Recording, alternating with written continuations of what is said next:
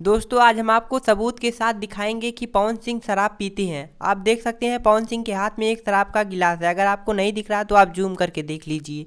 यही नहीं, अभी और सुनिए। दोस्तों सबूत के लिए आप यह दूसरी वीडियो देख सकते हैं जिसमें पवन सिंह अपने टीम के साथ शराब पी रहे हैं। इस वीडियो को आप लास्ट तक ध्यान से देखिए।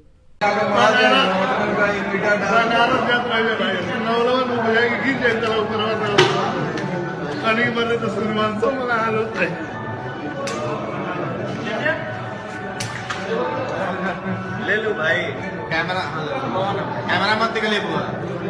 हाँ मोबाइल मत यूज करो। इधर भी गर्मी है, ठीक है।